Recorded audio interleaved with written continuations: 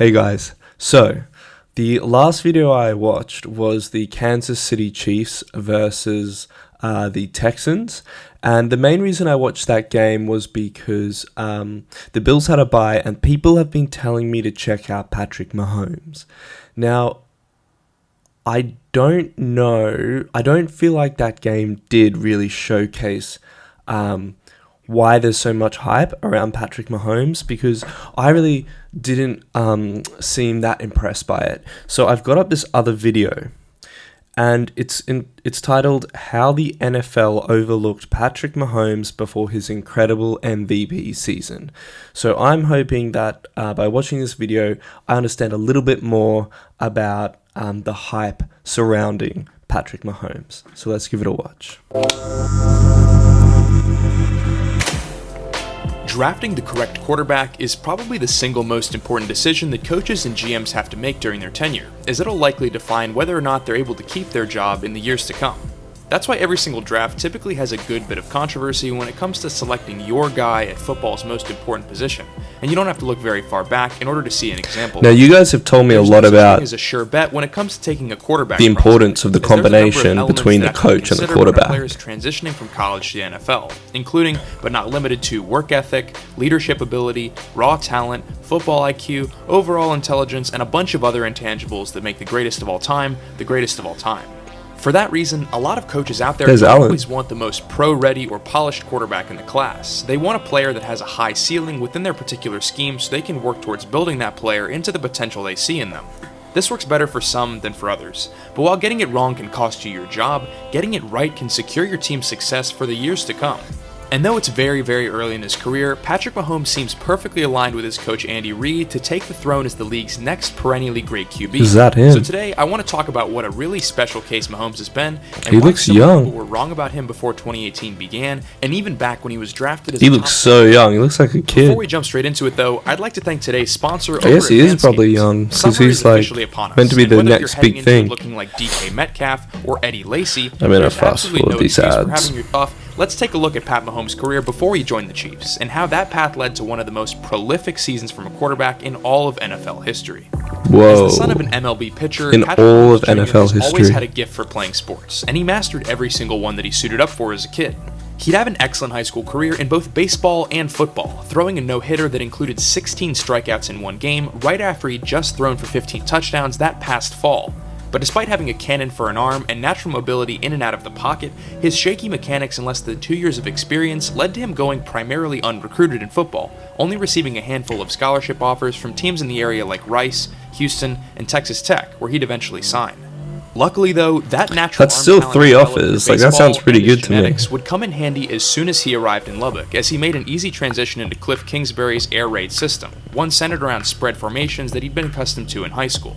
In a college air raid offense, the stats typically don't tell you the full story, since around 60 to 70% of given play calls are pass plays. So they're talking about an air raid system. Gosh, I got no idea But with that in mind, what this means. Mahomes' numbers are still pretty incredible. After taking over for an injured Davis Webb late in his true freshman season, he'd grab hold of the starting job and never give it back. In his sophomore year, he accumulated 10 performances of 300-plus passing yards, with a total of 36 touchdowns through the air and another 10 on the ground. Through the course of 12 games, the offense only had 2 where they scored less than 30 points, and his centerpiece of the offense, all of Patrick Mahomes' strengths and many issues were on display. Variations of the spread are the most common offensive schemes in the Big 12. Variations of the spread are the most common offensive schemes of the 12. I'm guessing 12 means there are 12 teams in the competition. I don't know what an offensive spread is, and I don't know what an air raid system is. An offensive spread. Where big arms and bold decisions tend to win out over defense more often than not. Big arms and bold decisions. Okay, this is my theory. I may be wrong. Air raid system involves a lot, your receivers going deep and just winning through the air, just throwing it deep, and maybe in college the defense isn't that good, so this sort of play works.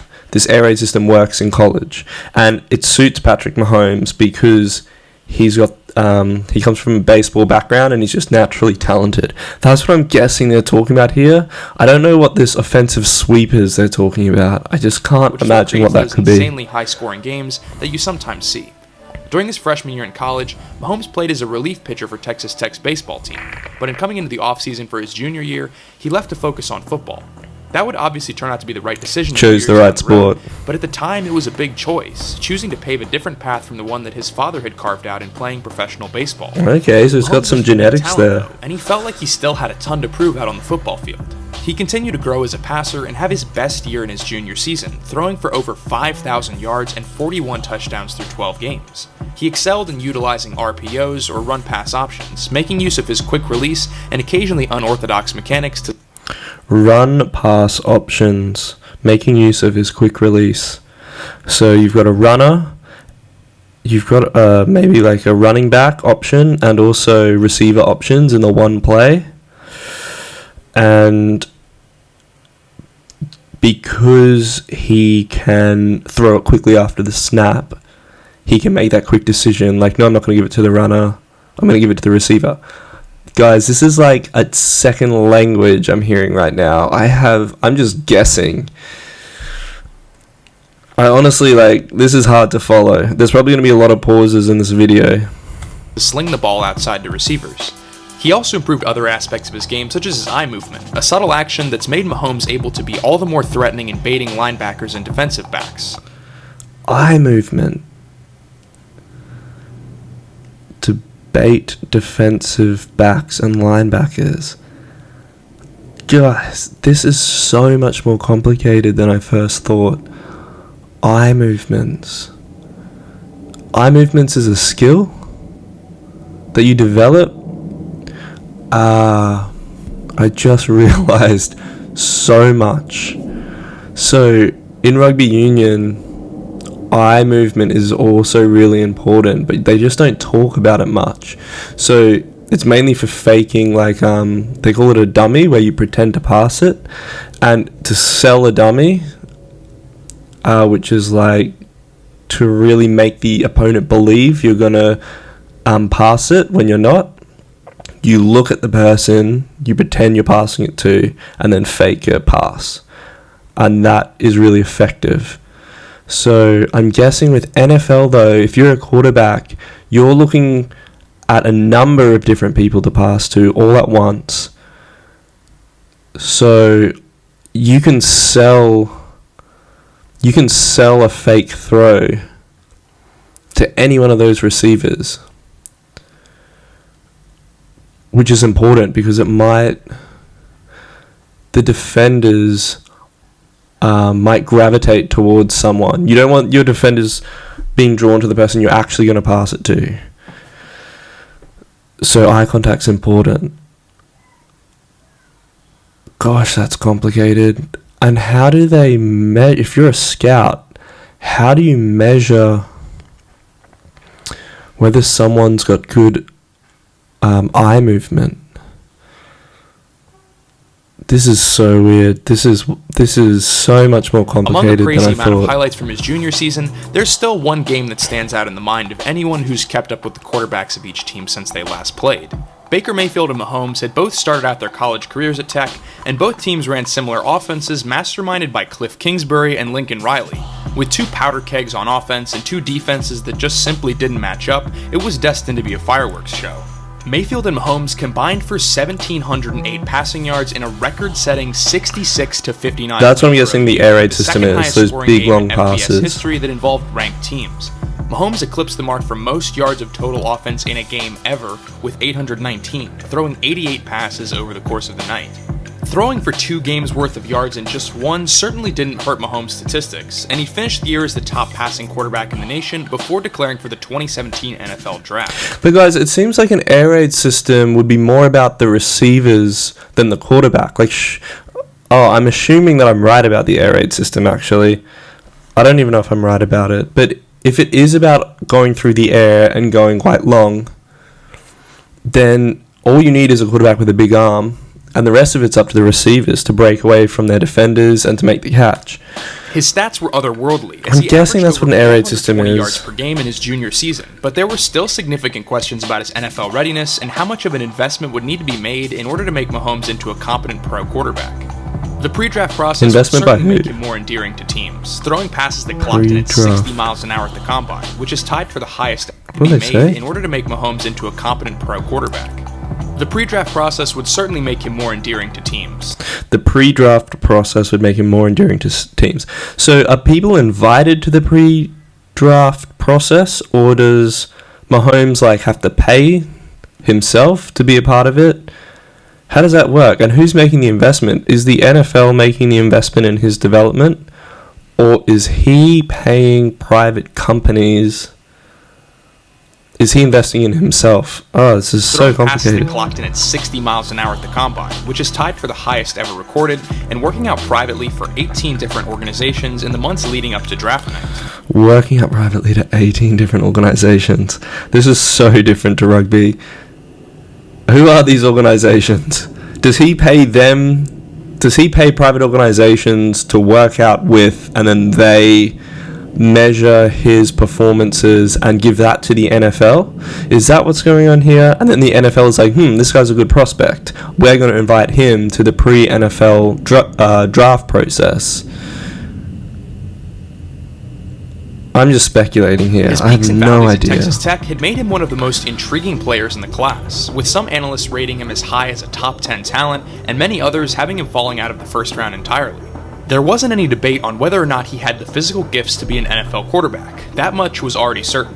It was more so about his ability to transfer them to the next level that left teams worried, because for every unreal attribute, there was also a bad habit or poor mechanics lying underneath that would cause major problems if he carried them in the NFL. For instance, everyone knew that he had a cannon for an arm that could throw for 85 yards downfield. Holy but at times, shit. that would make him overconfident in believing he could do it all, throwing up risky passes that led to an increased interception rate. 85 yards, nearly the Those whole playground field. tendencies also wouldn't help his case when you factor in the huge jump from Texas Tech's air raid system to a pro-style offense. What the fuck Yes, is an air all raid these are system? moot points now that we've seen him as an MVP caliber quarterback, but with the track record of QBs coming out of air raid systems, there was certainly reason to be cautious. Let's take a quick look at why. The system is the most quarterback-friendly there is. Here we It's go. designed to make reads easy and quick, with plays intended to get the ball into open space as fast as possible, and then run down the field to make adjustments at the line and catch the defense off guard over and over again. It works extremely well in college, but despite the fact that elements... Yeah, but how does it... They're just saying it's designed to get the ball into open field, but how? are slowly becoming more and more present in today's NFL, it's still facing quite a bit of resistance as an offensive philosophy. We'll see if Cliff Kingsbury can change that narrative in this upcoming season, but for now, let's just say that the jury's still out on whether or not it can work with NFL caliber athletes for a variety of reasons. But no matter what, the fact remains that a lot of the quarterbacks that come out of air raid systems struggle to adjust to more complex NFL schemes, and some never do despite massive production in college. While there are exceptions like Nick Foles, players like Tim Couch, Johnny Manziel, and Brandon Weeden were all first-round picks out of similar systems, and none transpired into top NFL talent. The fact is that for many of these quarterbacks, the system tends to manufacture success for them against lesser talent on defense, and that provided a significant concern for Mahomes when considering investing a high pick in him. It seemed like those easy design screens and quick passes were an inflation of his production that wouldn't translate as easily to the NFL. Easy Neither would the margin of error that Mahomes got away with when it came to his screens? non-existent footwork and shoddy mechanics. Guys, this is like a Scouts, he was different mixed language. bag of a mixed Seriously. bag. And to sum things up, his NFL draft profile listed his professional comp as Jay Cutler, who had one of the most mixed bag years of Oh, anyone shit. ever. There was no quarterback in the draft that was considered to be more of a project than Mahomes among the big-name prospects, but also none that seemed to have a higher ceiling if given the right coaching and circumstances. But if you're a quarterback with high upside, there aren't many places to be that are better than Andy Reid's offense.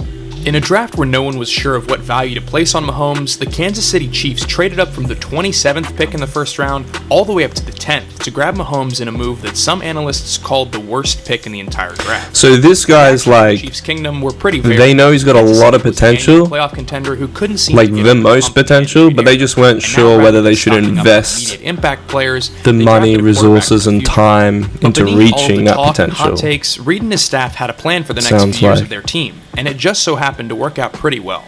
I'm personally of the opinion that there's nowhere else Mahomes could have viably gone in the 2017 draft that would have set him up for success better than landing in Kansas City. especially given the year of time that he was afforded to grow behind Alex Smith. There's a lot of good coaches in the NFL, and a lot of decent to bad ones, but I'd place Andy Reid up in the top 5 even without a Super Bowl ring. He's able to build his scheme around his players, not just attempting to mold them into his scheme in a way that shoves circular blocks into square holes. And after the Chiefs traded away Alex Smith after his own prolific season in their offense, the 2018 Chiefs would become the shining example of this ability. Now, let me start by saying that this offense was stacked beyond belief. Travis Kelce, arguably the best tight end in the NFL right now, Kareem Hunt, who was a top 5 running back before the incident, Tyreek Hill, who's extremely fast and an excellent receiver, despite the fact that he's yet again dealing with some seriously scummy off-the-field issues, and then there's Sammy Watkins, casually sitting there at the number 4 spot, despite being an electric talent in his own right. All of these pieces would be excellent on any team, but in Andy Reid's system, they were all historically excellent. After learning behind Alex Smith in 2017, who had been an excellent mentor to him, Mahomes soaked up the Chiefs' system and learned how to command the huddle at the NFL level. On top of his growth as a signal caller, his mechanics also improved immensely with the time that he was given, and he became the perfect match for Reid's hybrid of a system that lies somewhere between college and professional philosophy. It's crazy they can make those passes. Mahomes couldn't play from under center in the NFL. Pinpoint accuracy. With Reid calling over 63% of plays out of shotgun in the 2018 season, the highest mark in the entire league. The Chiefs, along with the Rams, utilize spread formations better than any other team, consistently making use of screen passes and getting players into open space. Spread formations and screen passes have been talked about quite a bit in this video. Probably the most notable of his playmaking abilities were his ability to improvise and get outside the pocket. Did he just switch hands? His touchdowns on the move. But even inside the pocket, did I see that? Absolutely excellent, throwing for an astonishing 134.2 passer rating out of a clean because he just threw with his right hand then, and he passed it off with his left hand in that video. Weapons each and every week, finishing the season with the most points per game in the league with 35.3, short of only the 2013 Broncos and the 2007 Patriots for the most all-time. Mahomes shocked nearly everyone with his combination of athleticism and his high understanding of NFL defenses and making the right reads at the I don't know what happened there, but that just looked like an unorthodox type of throw. Knows how to beat the defense. With the passing game constantly opening up holes in the running game as well, there were just too many ways that the Chiefs could beat you on a given play. Mahomes would take over the league in the 2018 season with a grand total of 5,097 passing yards and 50 touchdowns with only 12 interceptions on the year. He picked apart every defense with unprecedented efficiency, all while making it look like he was just playing a game of Madden, which he's now on the cover of. Mahomes proved that his talents were more than worthy of a first-round pick, and his incredible ability to command the Chiefs' offense leads me to believe that he'll be an elite quarterback for years to come. I know, that's a bold take. However, it's not going to be quite as easy in the 2019 season as it was in his sophomore campaign. With defenses now having an entire offseason to prepare, Mahomes isn't going to have the luxury of shocking the world 2 years in a row and forcing everyone to scramble to adjust, especially with the loss of Kareem Hunt from the roster and likely Tyreek Hill for the majority of the season. That isn't to say that he won't be able to overcome those big hits, as he's already gotten things done without Kareem Hunt, but it's probably not going to be anywhere near as exciting or magical. But you know, if he manages to throw for even more yards and touchdowns in this coming season, I certainly wouldn't be the first person that Patrick Mahomes has proved wrong.